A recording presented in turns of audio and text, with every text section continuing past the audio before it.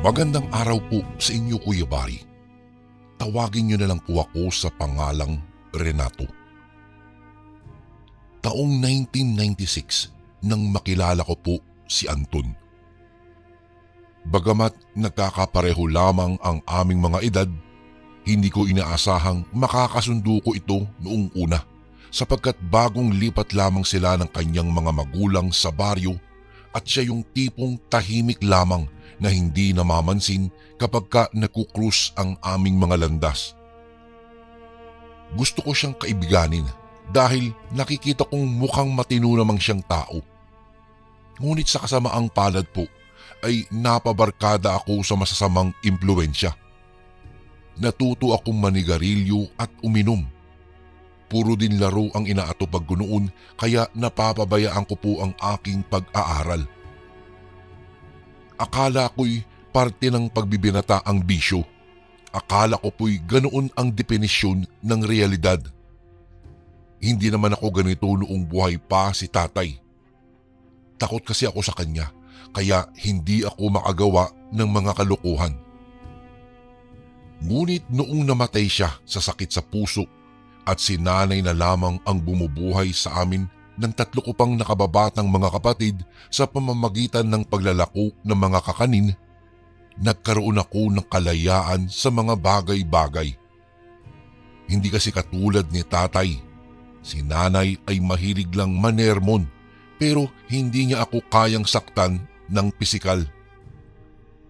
Alam mo, mas mabuti pa kung ang pinipili mong mga barkada ay yung mga katulad ni Anton.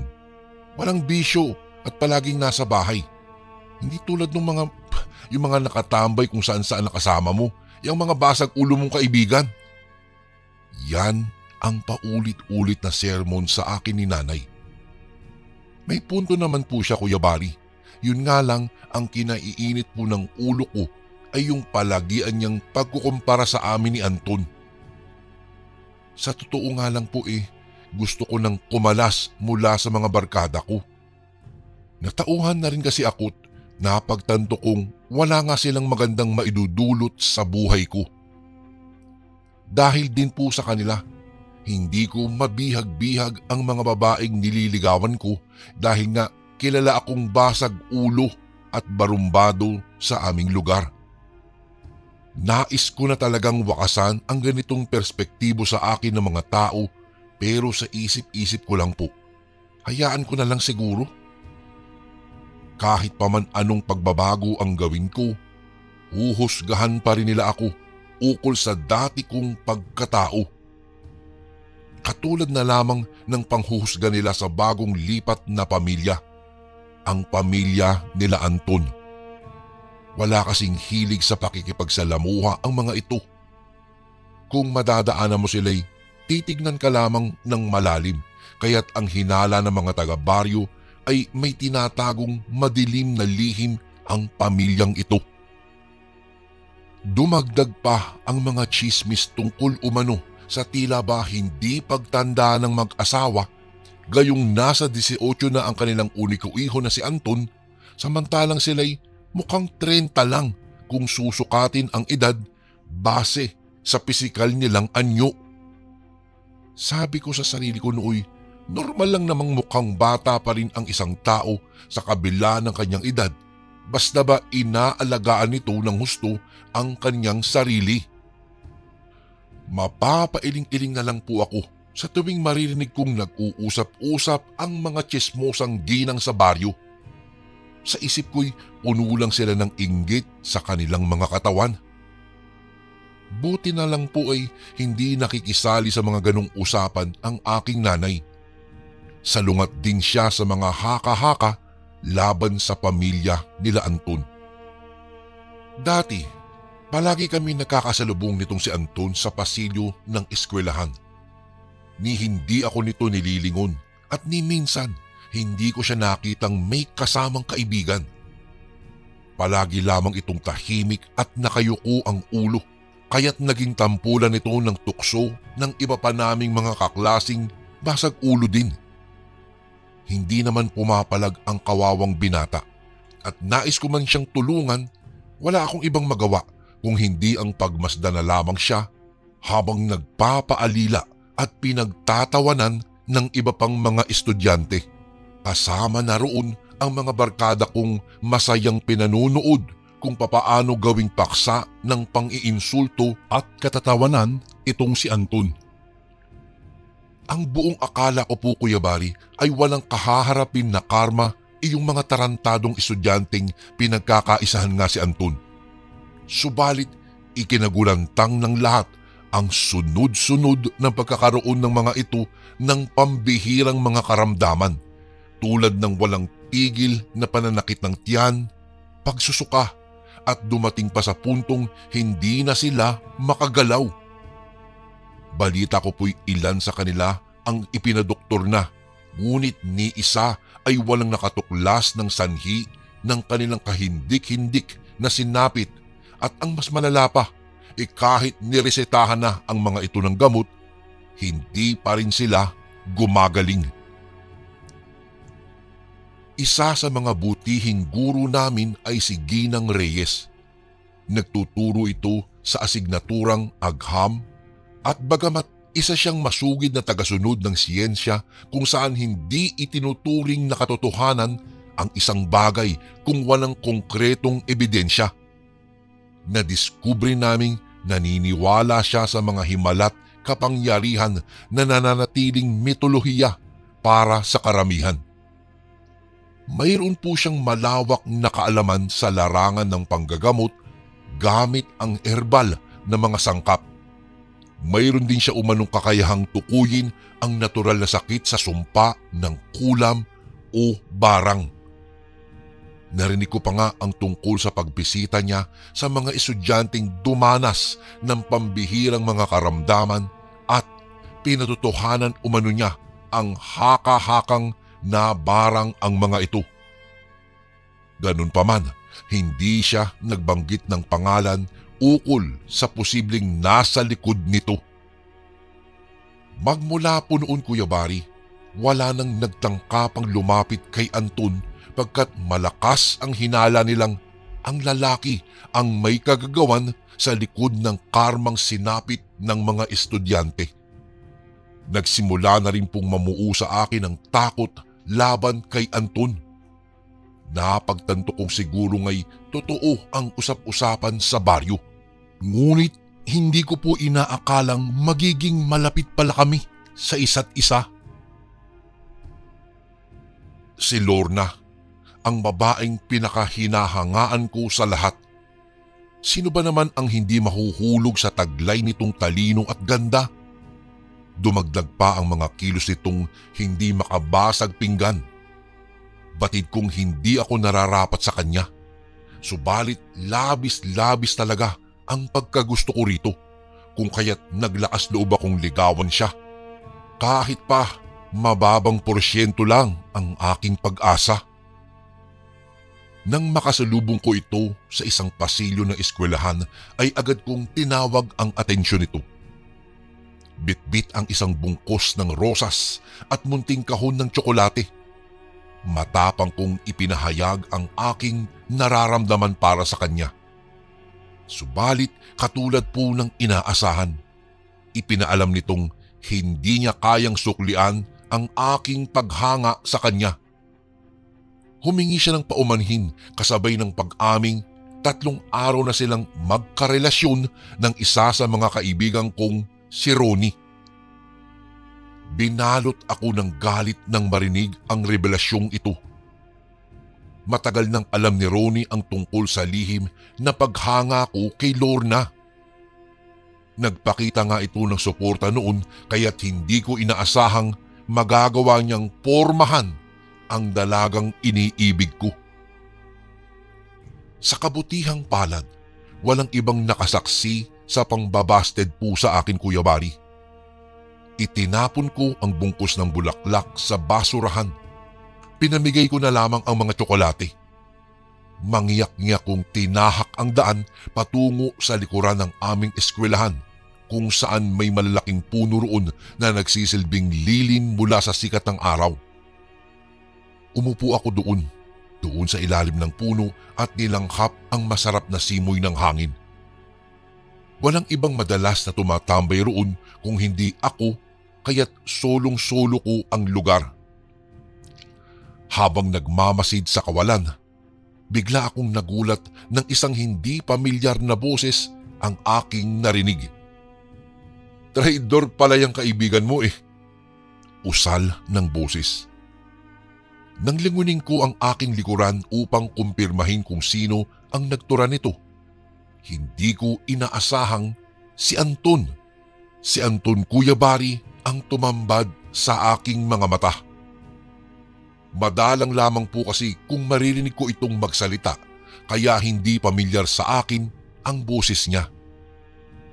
Ipinagtaka ko rin ang biglaan niyang paglapit sa akin na dati ay hindi naman niya ginagawa kahit pa magkapit-bahay lamang kami. "Nasaksihan mo ang pambabasid sa akin ni Lorna?" Tanong ko rito. Tumugon naman siya sa pamamagitan ng pagtango. Ngumisi-ngisi pa nga ito na animoy ng uuyam. Sa sandaling iyon ay bahagyang lumitaw ang isa pang bahagi ng kanyang pagkatao na salungat kung papaano siya kumilos sa harapan ng marami. Umupo po ito sa isang tabi at nag-usal na handa niya raw akong tulungan upang gantihan ang kaibigan kong si Ronnie dahil sa pagtatraidor nito sa akin. Tinapik-tapik pa nga nito ang balikat ko at tumitig ng mariin na animoy isinasailalim ako sa hipnotismo. Binalot ng malaking katahimikan ang buong paligid. Sa kabila ng pagdadalawang isip, hindi ako nakumbinsi. Batid kong hindi maganda ang pinaplano niya kung sakali. "Pare, Anton, salamat na lang pare." Tugon ko sa kanya, saka ako umalis.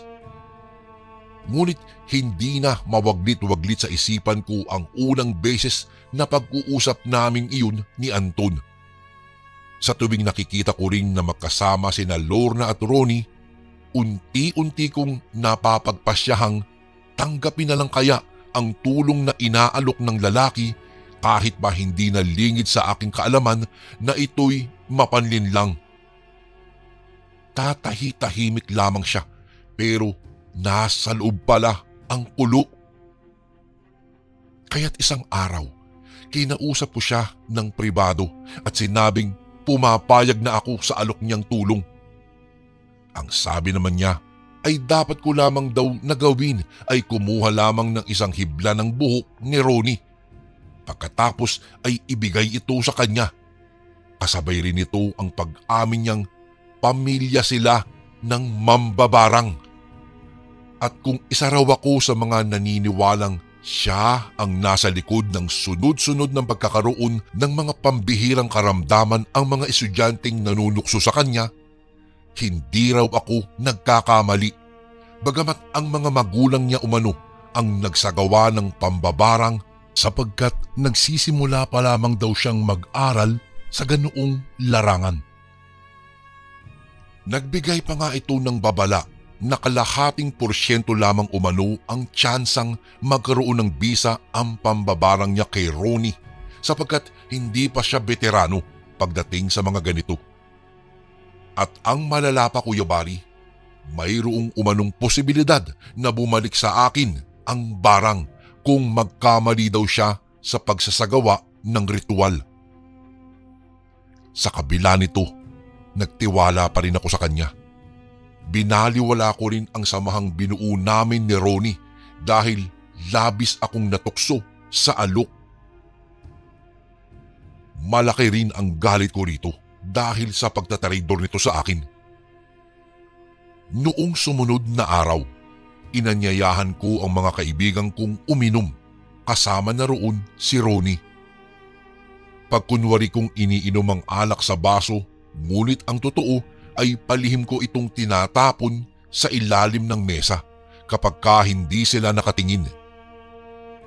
Naghahanap kasi ako ng tiyempong makatulog silang lahat sa sobrang kalasingan at magkaroon ako ng pagkakataong kumuha ng isang hibla ng buhok mula kay Ronnie nang walang nakakapansin. Ilang sandali pa, paisa-isa nang bumagsak ang mga ulo nila sa mesa. Hanggang sa hindi na rin kinaya ni Ronnie ang labis na pagkalasing at nakaidlip nga ito. Habang wala ito sa wisyo, pinagsamantalahan ko na ang oportunidad at kinuhaanan ko siya ng buhok. Sinilid ko ito sa isang cellophane at maingat na ibinulsa. Kinabukasan, palihim akong nakipagkita kay Anton sa likod ng aming eskwelahan. Iniabot ko sa kanya ang hibla ng buhok ni Ronnie na nakasilid sa plastik. Binilinan niya akong huwag magpakasabik sa resulta dahil umano'y nagsasanay pa lamang siya. Tumangu-tango naman ako at nagsabing nauunawaan ko. Buong gabing gumulo sa aking isipan ang binitawan kong desisyon ukol sa paghihiganti ko kay Ronnie. Naroon din ang takot at pangamba na baka nga bumalik sa akin ang parusa. Subalit dala pa rin ng galit at puot. Nanindigan ako sa aking pasya. Hinintay ko ang pagsapit ng umaga at nagmamadali akong pumasok ng eskwelahan upang sumagap ng impormasyon patungkol sa kalagayan ni Ronnie. Nang makarating nga ako'y agad kong hinanap ang presensya nito, pero umaasa akong hindi siya makikita dahil nga nakaratay na ito sa bahay dulot ng pambabarang na isinagawa nga ni Anton. Ngunit nagulantang ako nang mula sa hindi kalayuan. Nasilayan ko itong kinakaway-kaway pa ang kanyang kanang kamay habang naglalakad palapit sa aking direksyon. Naangiti pa nga ito at tinatapik-tapik ako sa balikat at nagbirong may hangover pa daw siya dahil sa inuman namin kagabi. Pakunwari naman akong natatawa sa mga pabiro niyang turan, ngunit sa loob ko'y hindi ako nagagalak na muli siyang masilayan. Noong araw na iyon, hindi ko nakita si Anton. Hindi siya pumasok. Nais ko sanang itanong sa kanya kung bakit hindi pa rin umeepekto ang pambabarang niya kay Ronnie. Hindi ko rin siya nadatnan sa labas ng bahay nila. Siguro nga'y sinadya niyang hindi magpakita sa akin. Hanggang sa noong kinagabihan, habang nasa loob ako ng aking silid at akma na sanang ipipikit ang mga mata upang matulog, nakaramdam ako ng marahang paghilab ng aking tiyan. Habang tumatagal, mas lalong sumasakit ang loob ng sikmura ko. Maya-maya'y sumuka na ako ng dugo. Tila rin ba'y pati lalamunan ko'y pinagkaita na ng lakas kaya't hindi ako makasigaw upang humingi ng tulong. Mahinang mga ungol lamang at halinghing ang lumalabas sa aking bibig. Dahil nga hindi ko na maigalaw ng maayos ang aking katawan, aksidente akong nahulog mula sa aking higaan dahilan upang lumikha ito ng malakas na kalabog na pumukaw ng atensyon ng aking ina at mga kapatid. Narinig ko ang mga yabag ng kanilang mga paa patungo sa aking silid. Anak, ano nangyari sa iyo? Gulat na tanong ni nanay habang mulit-muli ang pagkatok sa pinto. Mabuti na lamang at nangyaring sira ang kandado ng pintuan ng aking silid, kaya't nang hindi ako tumugon kay nanay, voluntaryo na nitong binuksan ang pintuan at nadatnan ang dugong nagkalat sa sahig na tumatagas mula sa aking bibig. Patuloy pa rin ako sa pamimilipit sa sakit. Nag-aalalang binilinan ni nanay ang aking mga kapatid na tawagin ang kapitbahay naming si Mang Rigor na nagmamay-ari ng tricycle upang ihatid ako sa pinakamalapit na ospital.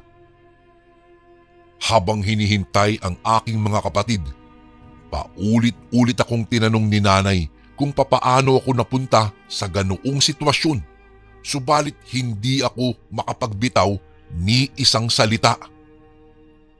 Maya-maya pa'y narinig ko na ang pagtawag ni Mang Rigor kay nanay. Inalalayan ako ni Mang Rigor sa pagsakay sa kanyang tricycle at kasama si nanay. bumiyahe kami kaagad patungo sa pinakamalapit na ospital. Hinihiling ko na lamang na mawalan sana ako ng malay upang kahit papaano'y matakasan ko ang pananakit ng buong katawang ko. Ngunit nanatili akong gising ang diwa at paunti-unting nakakayanang labanan ang pagsusuka ng dugo. 10 minuto ang aming binyahe bago kami nakarating sa ospital. Nang suriin naman nila ang aking kondisyon, wala silang makitang posibleng sanhi ng aking karamdaman. Binigyan din ako ng mga gamot, ngunit hindi po naglaho ang pananakit ng aking katawan. Iniuwi ako ni nanay sa bahay at iminungkahi ng aming mga kapitbahay na ipagamot daw ako sa isang mananambal dahil malaki daw ang posibilidad na ang sinapit ko'y hindi isang natural na sakit lamang, bagkus ay sumpa ito galing umano sa isang mambabarang. Nagkalat muli ang mga suspecha laban sa lihim ng bagong lipat na pamilya sa aming baryo. Kung makakapagsalita lamang ako'y nais ko itong patotohanan. Umabot kay Ginang Reyes ang balita tungkol sa aking kalagayan. Dumayo ito, Kuya Bari, sa baryo upang ako ay suriin.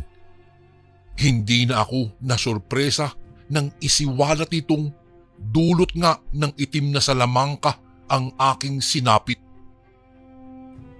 Pinainom ako ng ginang ng katas mula sa pinakuluang herbal na mga sangkap bilang paunang lunas daw sa aking karamdaman.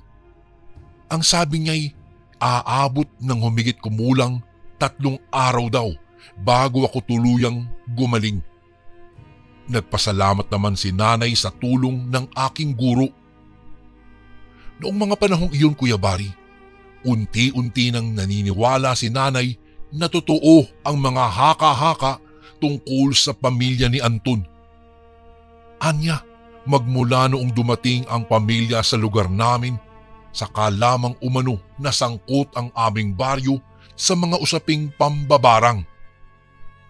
3 sumunod na araw ay patuloy ko pa ring pinagdudusahan ang bunga ng pagsang-ayon ko sa alok na tulong ni Anton ukol sa paghihiganti ko kay Ronnie.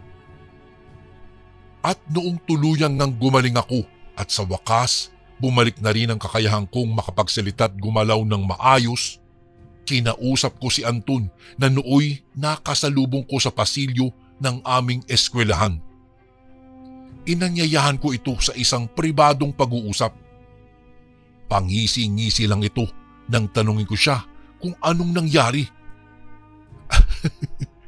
Alam mo, pre, nakakakuha ko ng kagalakan mula sa panlilinlang ng mga mangmang na katulad mo. Tugon nito at tinapik-tapik ako sa balikat bago lumakad ito papalayo. Bagamat nais ko siyang paulanan ng suntok, wala na akong nagawa't pinagpalipas ko na lamang ang galit sa aking dibdib. Napagtanto kong hindi na dapat ako nagtiwala pa sa mga katulad niyang kampon ng kadiliman. Kinalimutan ko na rin po pala ang galit ko kay Ronnie. Pinili ko na lamang na sumabay sa agos ng kapalaran. Isang gabi noon, hating gabi na nang mapagpasyahan kong umuwi dahil katulad ng nakasanayan napagyayaan ng mga kaibigan kong tumambay at mag-inom. Hindi ko na po noon lubos na matandaan ang buong kaganapan ng gabing iyon dahil sa matinding kalasingan ko. Ngunit ang kwento sa akin ng isa sa aking mga kapatid, wala raw sa ubisyong pinagbabato ko ang bungganong tahanan ni na Anton. Natamaan pa raw umano ang bintana nilang disalamin. Pinagtatawag ko raw ang pamilya at tinawag silang kampon ng kadiliman. Pilit daw umano akong inaawat ng aking mga kapatid, ngunit hindi daw ako nagpapapigil at nagpatuloy sa pandarambong. Sa kabila naman nito, hindi raw nagpakita ang pamilya ni Anton na animoy pinagsawalang bahala lamang ang hatid kong gulo. Pati daw si nanay ay sinubukan daw akong awatin hanggang sa bigla na lamang itong natumba sa lupa at katulad noong dinanas ko'y nagsusuka ito ng dugo. Doon lamang ako bumalik sa ulirat at inalalayan si nanay sa pagtayo. Naglulupasay si nanay na animoy mayroong hindi maaninag na kamay ang sumasakal sa kanyang liig. Bibilinan ko pa lang sana ang mga kapatid kong tumawag ng saklolo nang manigas si nanay sa kanyang posisyon at hindi na gumalaw. Natigil ang pagsusuka niya ng malagkit na pulang mga likido kasabay ng pagpikit ng kanyang mga mata na hindi na namulat pa. Nagsisigaw ang mga kapatid ko habang sinusuri ko ang pulsuhan ni nanay. Nagsimula na rin akong makiisa sa paghiyaw na pagtangis ng aking mga kapatid nang madiskubre kong wala na ang aming ina. Ganun pa man, hindi lubos na maisisisi ang paratang sa pamilya nila Anton ukol sa pagkamatay ni nanay. Dahil para sa mga otoridad ay isang mitolohiya lamang ang anumang uri ng itim na salamangka. Ang sabi naman ni Ginang Reyes, napakamakapangyarihan daw umano talaga ang barang at nararapat umanong mag-ingat ng lubos sa mga taong may ganitong uri ng kakayahan dahil sila'y mapanling lang at maaari nilang piliing kumitil ng buhay o kaya na may pagdanasin ng mahabang panahon ang kanilang mga biktima. Ang pagkawala po ni nanay ay nag-iwan sa amin ng malubhang sugat na hanggang ngayon po'y hindi pa rin naghihilom. Kung sana lamang sinunod ko ang kanyang mga pangaral, hindi ko na sana matututunan ang makapaglunod sa puot at galit na siyang dahilan kung bakit nangyari ang kagimbal-gimbal na mga insidenteng dinanas ko mula sa nakaraan. Mula nang maging ulilang lubos kami ng aking 3 pang mga nakababatang kapatid, tinulungan ako ni Ginang Reyes na makapasok bilang isang janitor sa aming eskwelahan upang matustusan ko ang aking pag-aaral at ng aking mga kapatid. Bukod dito, pinasok ko rin ang iba pang trabaho upang magkaroon ng sapat na pera para sa pagkain naman namin sa pang-araw-araw. Umalis na rin kami sa dating baryo kung saan naninirahan ang pamilya ni Anton at nakituloy kami sa nakatatandang kapatid ni nanay mula sa hindi namang kalayuang bayan. Isang buwan ang lumipas. Kumalat ang balita tungkol sa pagpanaw ni Anton at ng mga magulang nito. Sinunog umano ang bahay ng mga ito dahilan upang matupok ang kanilang mga katawan ng naglalagablab na apoy. Hindi nahuli naman ng mga otoridad ang sospek sa likod ng krimen pero malakas ang kutob kong isa iyon sa mga biktima ng pamilya. Wala rin namang umako sa mga bangkay ng pamilya ni walang nakiramay sa kanilang pagkawala. Magmula po noon, ipinagtaka ko talaga ang palagiang pagtangis tuwing gabi ng 17 anyos kong kapatid na itago na lang po natin sa pangalang Arman. Hindi naman siya umiimik sa tuwing tatanungin ko ang dahilan. Hanggang sa isang araw, habang nanginginig ang mga labit, inuulan ng luha ang kanyang mga mata. Ikinagulat ko ang binitawan niyang mga litanya. Pinaghiganti ko po si nanay, kuya. Saad nito nang minsang magkaroon kami ng pribadong pag-uusap sa aming silid. Ngunit hindi pa po iyon ang nagpagising sa aking buong kalamnan, kung hindi ang derechahan niyang pag-amin na siya daw ang sumunog sa bahay ng pamilya ng mambabarang na sina Anton at ang mga magulang nito noong madaling araw kung kailan walang taong dumaraan ang maaaring makasaksi sa isinagawa niyang krimen. Nanatiling lihim po ito hanggang sa kasalukuyan. Batid ko pong nagkasala rin ako kung kaya't nangyari ang mga kamalasang aking dinaranas, Kuya Bari. Naway magsilbi po itong malaking aral at pagtuntun sa realisasyong hindi kailanman magdudulot ng mabuti ang pagtatanim ng galit sa damdamin. Kuya Bari, dito na po nagtatapos ang aking kwento. Maraming salamat po kung sakaling mabasa niyo po ito sa mga darating na araw. God bless po sa lahat ng nakikinig ngayon and more power po sa Ang Sundo Horror Stories. Lubos na gumagalang, Renato.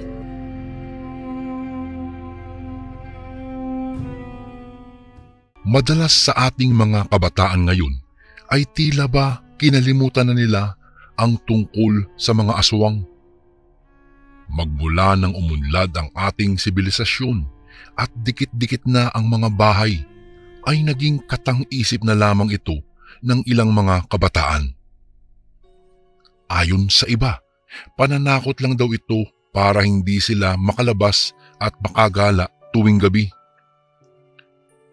Isa po akong saksi sa mga pangyayari at magpapatunay na ang aswang ay totoo po at madalas ito makikita sa parte ng Kabisayaan at Mindanao, lalong-lalo na sa mga liblib na lugar o di kaya ay sa kagubatan na kung saan ang mga bahay-bahay ay malalayo at kung saan ay medyo tahimik na mas mainam para sa kanila upang makapambiktima. Isa po akong tagasunod ng inyong channel, Kuya Bari, at nais kong ibahagi po sa inyo ang aking karanasan na nangyari sa akin noong kabinataan ko pa lamang at nangyari po ito sa bayan ng Danau sa Cebu, kung saan ay nasaksihan ko at napag-alaman na ang isang aswang pala ay pwedeng magbalat kayo bilang isang hayop. Ngunit abnormal ang laki nito kaysa sa orihinal na anyo. Ayon sa mga nakatatanda, ang ganitong uri po ng aswang ay tinatawag na isang gabunan.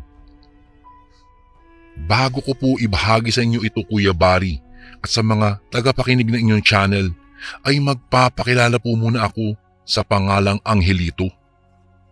50 anyos at pangalawa ako sa aming 4 na magkakapatid.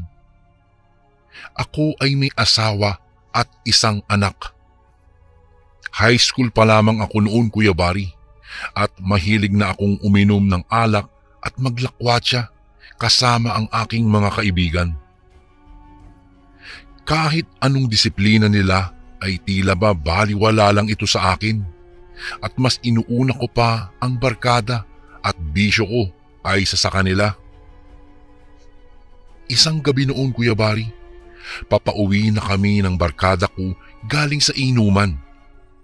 Medyo malayo po ang nilalakad namin noon kasi po hindi pa uso noon ang motor. Pagdating namin sa may eskinita, ay ako na lang ang mag-isang maglalakbay sa lubak-lubak na daan pauwi sa amin. Magkaiba kasi kami ng daanan ng aking mga kaibigan kung kaya naghiwalay na kami.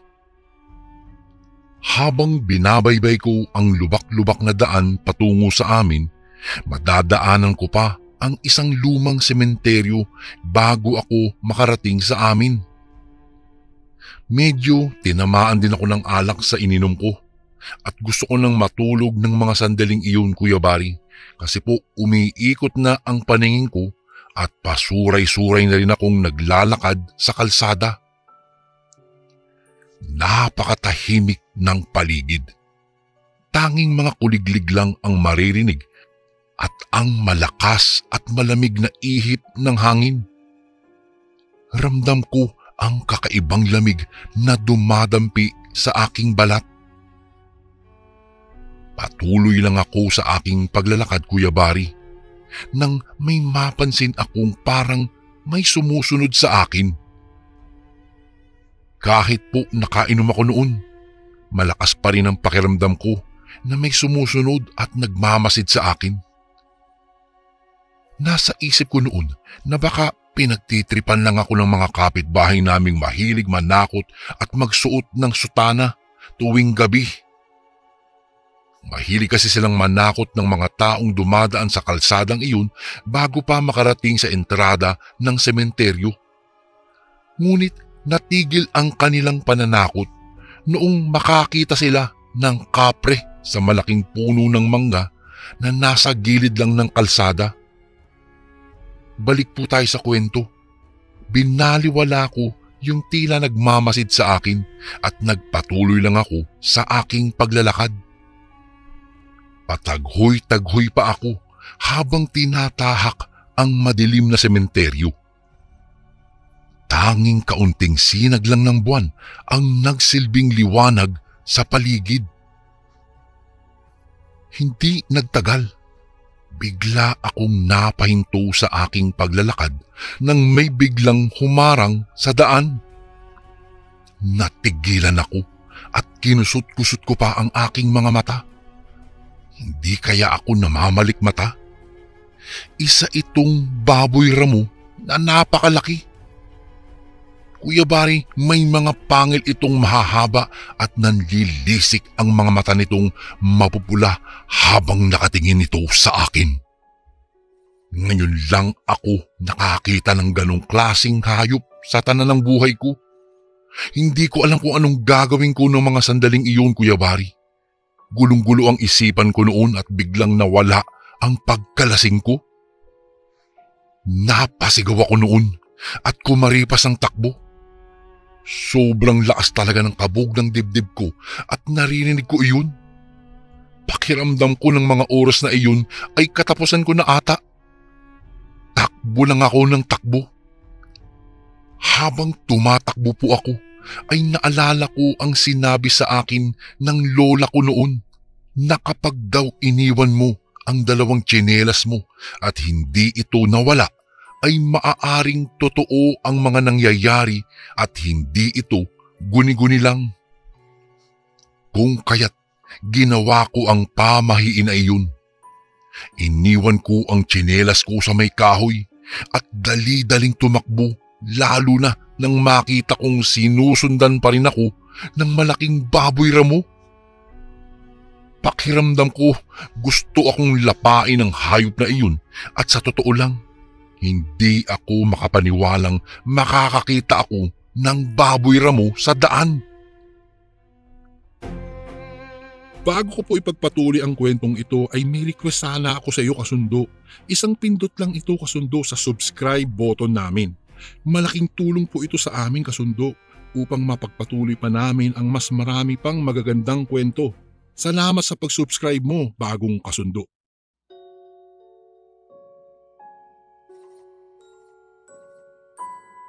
Tumatangis pa ito kagaya talaga ng biik na kinakatay. Kahit anong bilis ng takbo ko ay nasusundan pa rin ako ng baboy ramo ng gabing iyon. Kung hindi pa talaga sa liwanag ng buwan, paniguradong mahihirapan ako sa aking pagtakbo. Nang muli kong lingunin ang baboy ramong sumusunod sa akin ay mas lalo akong nasindak at nagulat. Nalaki ang aking mga mata. Kitang-kita ng 2 mata ko kung papaano ito nagpalit ng anyo. Naging isang uri ito ng hayop na lumilipad. Hindi ko lang gaano maipaliwanag ang forma at itsura nito, Kuya Bari, dahil medyo madilim at siguro po'y lasing ako at pagod na rin ako sa mga oras na iyon. Litong-lito ako at hindi ko talaga alam ang mga nangyayari. Di nagtagal, doon palang sumagi sa isipan ko noon na baka isang aswang ang nakaharap ko. Labis akong nagtaka noon kasi wala namang napapabalitang may aswang sa baryo namin. Pero naisip ko rin na baka may buntis o di man kaya ay may bagong inilibing sa sementeryo at naghihintay lang ito ng tamang pagkakataon. Malas ko lang dahil natsyempohan ako ng aswang. Takot na takot ako. Habang tumatakbo ako ay ramdam ko ang sakit at hapdi kapag may bumabaong matutulis na bato o kahoy sa aking mga paa. Wala kasi akong tsinelas, pero ang lahat ng iyon ay binaliwala ko lang. Maya-maya'y nakakita ako ng isang bahay sa may bandang unahan. Pagod man ako ay pinilit ko pa rin tumakbo papunta doon. Ngunit noong malapit na ako, akala ko ay makakaligtas na ako. Ngunit nagkamali ako. Dahil hindi ko na malayang naabutan na pala ako ng aswang at dinagit ako nito. Nakalmot ako sa aking likuran.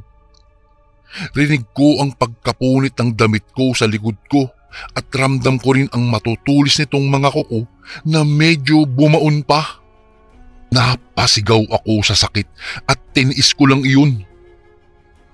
Kahit na paika-ika na ako naglalakad ay sinubukan ko pa ring bilisan ang aking mga lakad para lang makalayo sa nilalang na iyon. Tumakbo ako sa abot ng aking makakaya para makalayo lang sa kamatayan. Humihingi ako ng tulong. Sumisigaw ako ng ubod ng lakas, umaasang may makarinig sa akin at matulungan ako.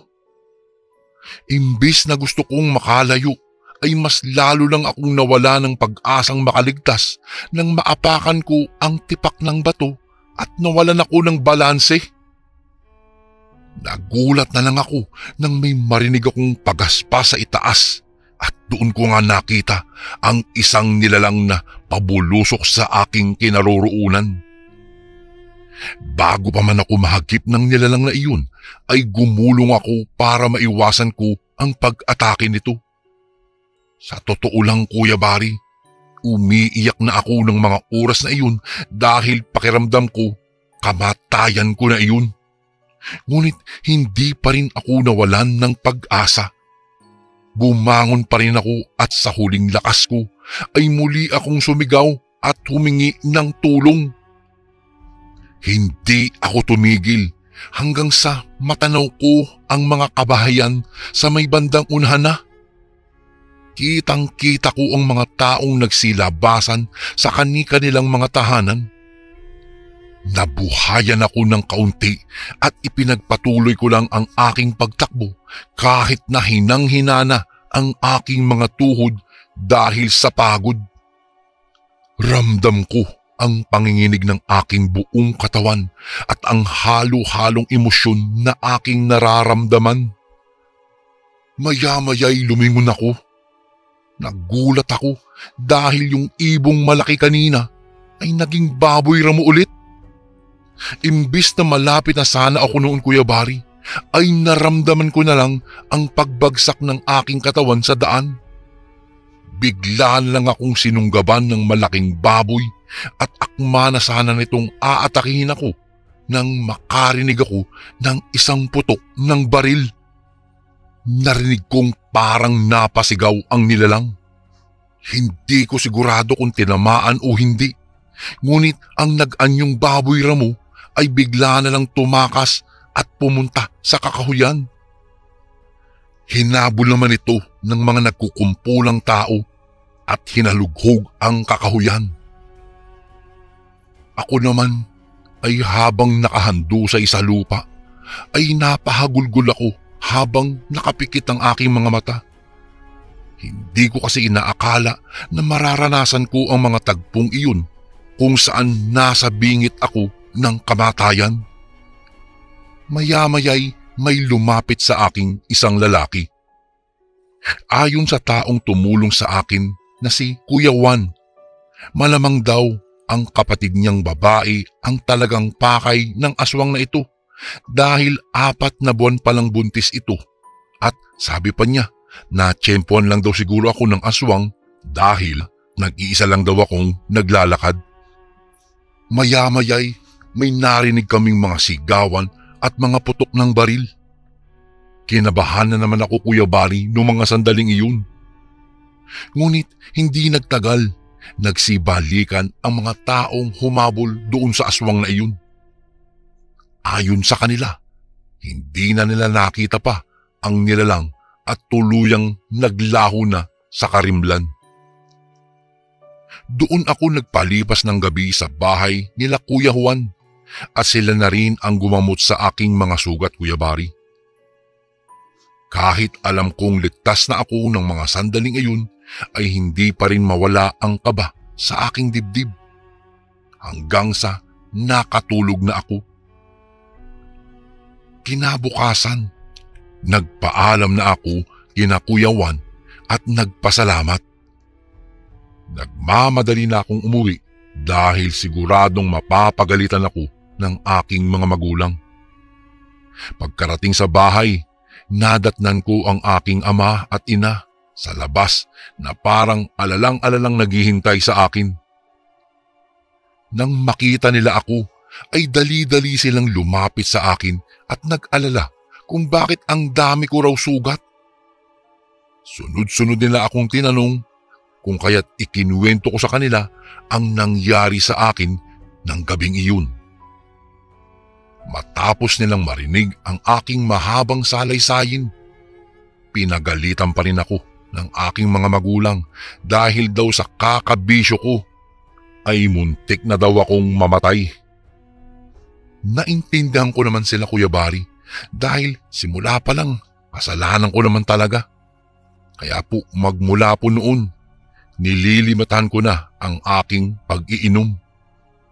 Ilang gabi din akong hindi makatulog dahil iniisip ko ang nangyari.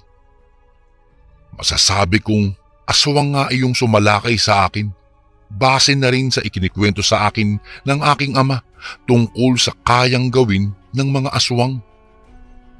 Binalikan ko nga pala yung tsinelas ko. Nandun pa rin sa kahoy kung saan ko ito iniwan. At tungkol naman doon sa aswang, wala na po akong naging balita kung saan ito nagpunta. Sana hindi na bumalik yun. Hindi na rin po ako nagpapagabi sa daan at minsan-minsan na lang ako sumasama sa mga kaibigan ko. Mahirap na, baka maulit-uli ang pangyayaring hinding-hindi ko gugustuhing mangyari uli sa buhay ko.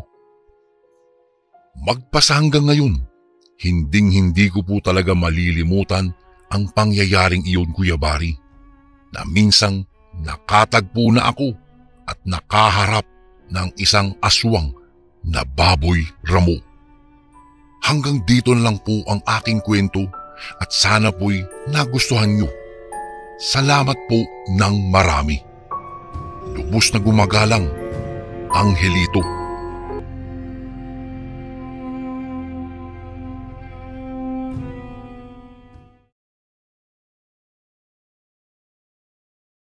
Isang magandang araw po sa inyo, Kuya Bari. Tawagin niyo na lang po ako sa pangalang Lenny. Nais ko lamang magbahagi ng kwento sa inyong channel. Ito pong kwentong ito ay naging karanasan ng aking Tito George noong siya ay nagbabakasyon sa baryo ng kanyang tiyuhin. Bago pa man pumunta si Tito George sa kanyang tiyuhin, pinaalalahanan na siya ng kanyang mga magulang. Mag-iingat ka roon. Kilala ang kabilang baryo na lungga ng mga aswang. Huwag na huwag kang dadako doon, baka kung anong mangyari sa iyo. Opo. Bala ko naman kasi magtayo lang po ng barberya doon. Ayon po kasi kay Tio Piping, wala raw nang gugupit sa lugar na iyon. Sabi ni Tito. Iyon talaga kasi, Kuya Bari, ang balak niya kung bakit nais niyang tumungo sa baryo ng tiyuhin niya. Pagkarating niya roon, natuwa ang kanyang tiyuhin.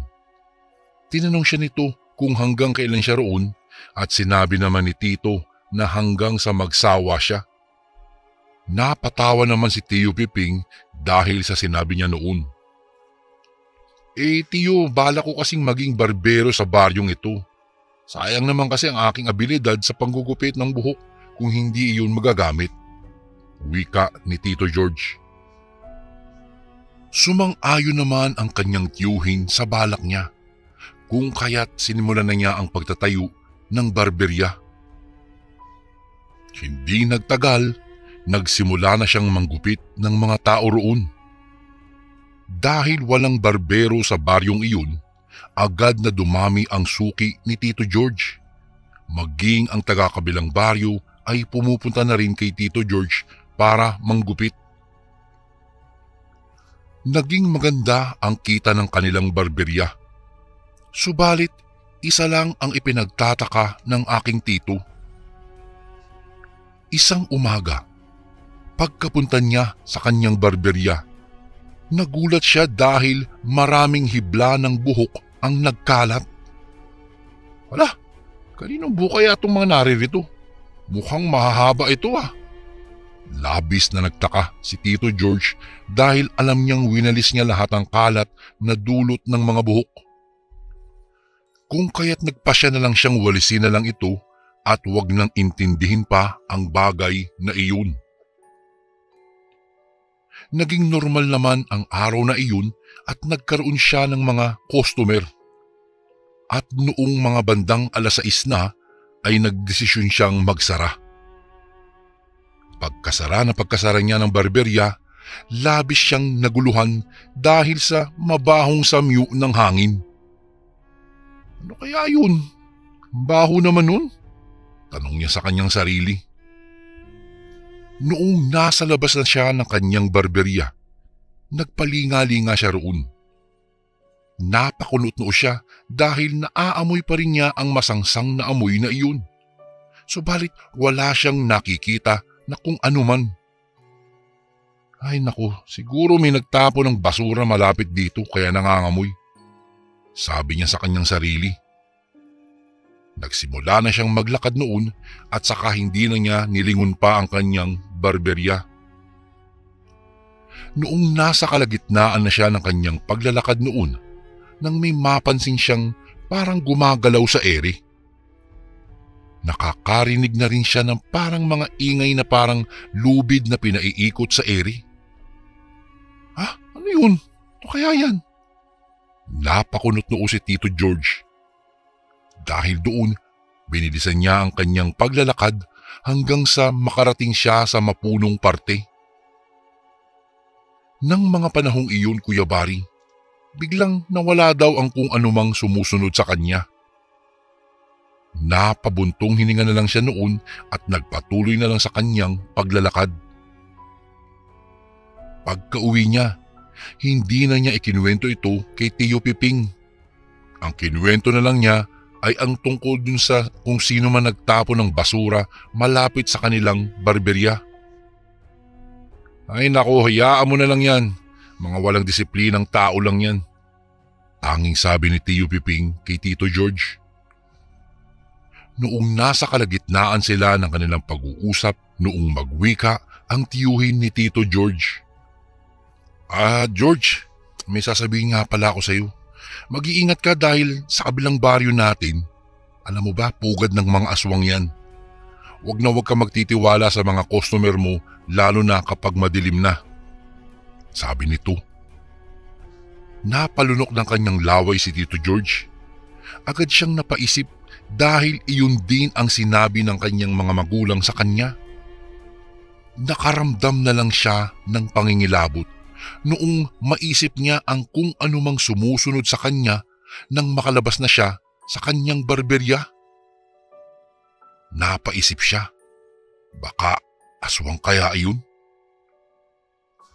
Lumipas ang mga araw. Madalas siyang nakakita pa rin ng mga mahahabang hibla ng buhok doon sa kanyang barberya.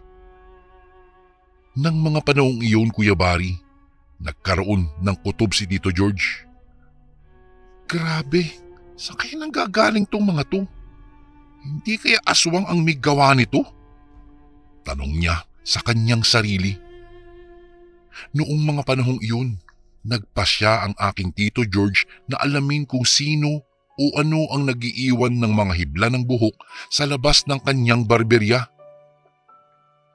Kaya ng araw ding iyon, hindi kaagad umuwi ang aking tiyuhin. Noong wala na siyang customer at padilim na ang paligid, isinara niya ang kanyang barberya.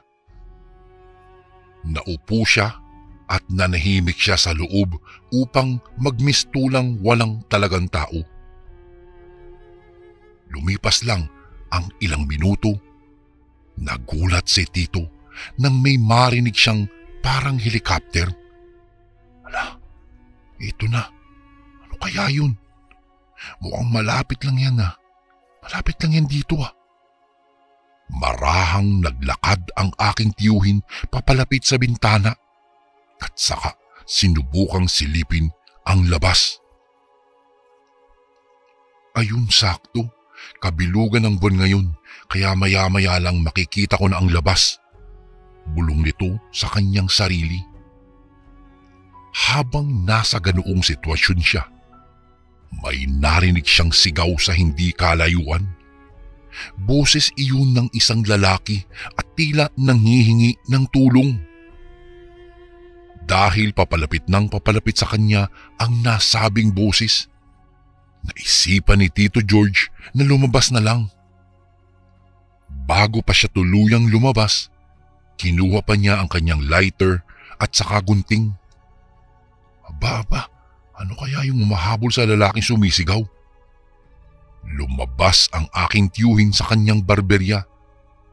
Nagpalinga-linga siya hanggang sa may nasipat siyang isang lalaki na tumatakbo na animoy mayroong kinatatakutan. Nang walang ano-ano, may namataan si Tito George na gumagalaw sa ere. Tila humahabol iyon sa lalaki, kaya tiningnan niya iyon ng maigi. Ano kaya yun? Nagsimula nang makaramdam ng kaba ang aking tiyuhin dahil hindi niya kayang ipaliwanag ang kanyang nakita. May kung anong gumagalaw sa ere na kulay itim. Parang kumot iyon na inililipad ng hangin. Natulala at napanganga na lang si Tito George nang makitang may dalawang nagbabagang bagay na nakakabit doon. Bago ko po ipagpatuloy ang kwentong ito ay may request sana ako sa iyo kasundo. Isang pindot lang ito kasundo sa subscribe button namin. Malaking tulong po ito sa amin kasundo upang mapagpatuloy pa namin ang mas marami pang magagandang kwento. Salamat sa pag-subscribe mo, bagong kasundo.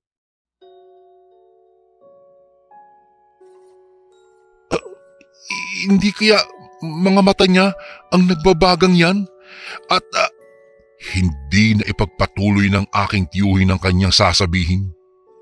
Nakita niyang hindi pala iyon kumot, kung hindi isang aswang iyon na may napakahabang buhok.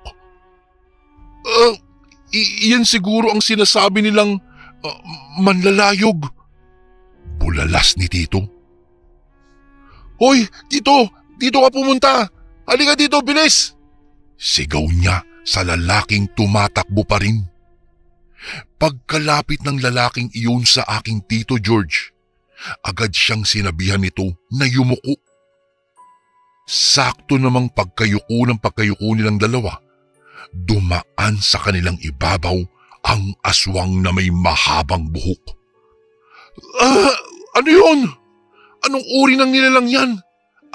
Ang baho! Wika ni Tito. Yumuko ka lang, manlalayog yan. Mag-ingat ka kasi baka dagitin tayo niyan saka sakalin sa ere. Sabi ng lalaki. Walang ano-ano. Bumalik ang nasabing manlalayog. Kitang-kita ni Tito na halos 5 dipa ang haba ng buhok noon. Gumagalaw-galaw iyon kahit na nasa ere pa siya. At dahil doon, may iilang hibla ng buhok na nalalagas. Kailangan natin sunugin o putulin ang buhok niya para hindi na siya makapaminsala pa. Bulalas pa ng lalaki.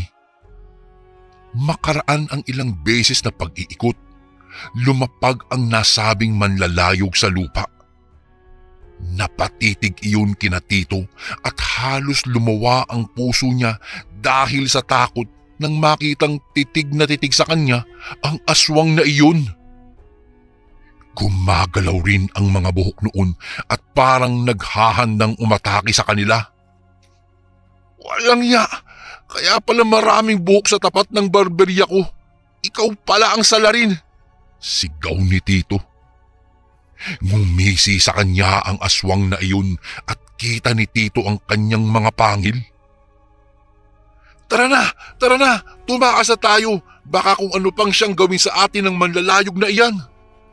Pagkawika ng lalaki ng mga katagang iyon, agad siyang tumakbo paalis. Napaatungal ang nasabing aswang. Tiningnan niya ang lalaking iyon at sa isang kisap mata lang ni Tito, kitang-kita niyang mabilis na gumalaw ang mga hibla ng buhok ng nasabing manlalayog patungo sa lalaki. Wag mong gawin yan! Hindi na ipagpatuloy ng aking tiyuhin ang kanyang sasabihin. Ang akala kasi niya ay sasakalin ng manlalayog ang lalaking tumakas, ngunit pasimple lang iyon na itinulak gamit ang buhok nito. Hinayaan ng manlalayog na umalis ang lalaking iyon. Si Tito naman ay nanginginig ang buong katawan dahil sa matinding takot na nararamdaman. Ano bang kailangan mo sa akin? Inihanda ni Tito George ang kanyang sarili mula sa pag-atake ng aswang. Mahigpit niyang hinawakan ang gunting at naisip niya kung aatake ang aswang, hindi siya mag-aatubiling isaksak iyon sa kanya. Muling sumigaw si Tito sa aswang, ngunit tumitig lang ng mabalasik ang nasabing nilalang. Nang walang ano-ano, ang mabalasik na pagtitig ng manlalayog na iyon ay napalitan ng pagmamakaawa. Ang angil niya ay nagmistulang iyak na lang na parang hirap na. Tulungan mo ako.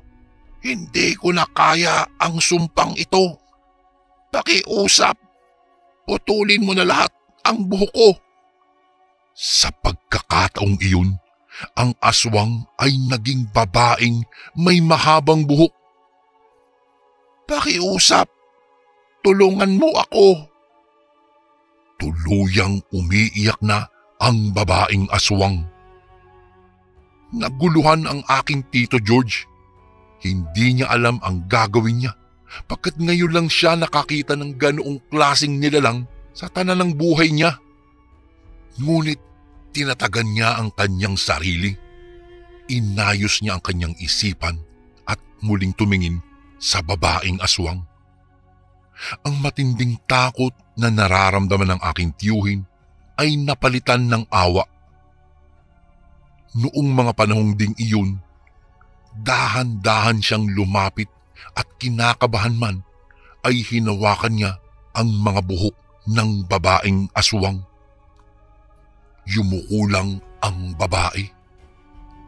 Nanginginig ang kamay, hawak ang gunting, ay ginupit niya ang buhok ng babae. Dahan-dahan niyang ginupit hanggang sa maubos niya ang buhok nito. Noong matapos daw iyon, humagulgol ang babae. Maraming salamat. Matagal ko nang nais na mawala ang sumpang ito sa akin. Ngayong wala na yung buhok ko, hindi na ako magiging isang manlalayog. Wika nito kay Tito George. Nagulat na lang si Tito George nang biglang naglaho sa paningin niya ang babae. Mabilis iyong umalis at hindi man lang nalaman ni Tito kung saan iyon dumaan. Nanginginig pa rin ang buong katawan niya nung mga oras na iyon, Kuya Bari, dahil hindi siya makapaniwala sa kanyang nasaksihan. Kinurot pa nga daw niya ang kanyang hita upang malaman kung nasa ulirat siya ng mga oras na iyon.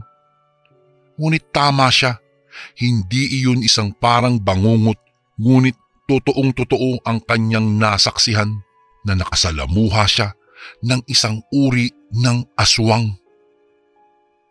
Habang papauwi siya sa kanilang bahay ay hindi niya maiwasan ang manginig pa rin sa takot dahil sa kanyang nasaksihan. Pagdating daw niya sa kanilang bahay ay agad niyang ikinuwento ito sa kanyang tiyuhin at ito ay gulat na gulat daw sa kanyang mga narinig. Matapos ang pag-uusap nila ay napasalampak na lang daw siya sa kanyang kama. Noong patulog na ang aking Tito George, naisip lang niya na siguro siya lang ang inaantay ng babaeng iyon upang putulin ang sumpang iginawad sa kanya. Halos hindi nakatulog magdamag ang aking Tito George nung mga oras na iyon. Kinabukasan, pagkabalik niya sa kanyang barberya, wala na naman siyang nakitang mahahabang buhok. Tanda na wala na ang manlalayog sa kanyang barberya. Napangiti na lang siya at nagpalinga-linga na baka sakaling makita pa niya ang babaeng iyon. Matapos po Kuya Bari ang pangyayaring iyon, ay parang sinuwerte daw ang aking Tito George. Bigla daw dumagsa ang napakaraming customer sa kanyang barberya. At di kalaunan ay mas umunlad pa ang kanyang hanap buhay. Mas lumaki ang kanyang barberya at mas dumami pa ang kanyang customer kung kaya't kinailangan niyang kumuha ng karagdagang barbero upang tumulong sa kanya sa kanyang hanap buhay. Isang kakaibang karanasan ang di maipaliwanag ng aking barberong tiyo na si Tito George. Hindi siya makapaniwala na dahil sa kanyang propesyon, di niya inaakalang makakasalamuhan niya ang isang aswang doon sa kanyang barberya. Magpasa hanggang ngayon Kuya Bari, patuloy pa rin ang kanyang paggugupit doon sa baryong iyon. Isang pangyayari na hindi malilimutan ng aking Tito George na isang barbero sa baryo. Hanggang dito na lang po ang aking kwento Kuya Bari. Maraming salamat po. Lubos na gumagalang, Lenny. And again, maraming salamat po mga kasundo. Don't forget to subscribe and i-click nyo lang po yung bell na button para updated po kayo sa mga upcoming videos namin na paparating. Maraming salamat po ulit. God bless and ingat po lagi dyan.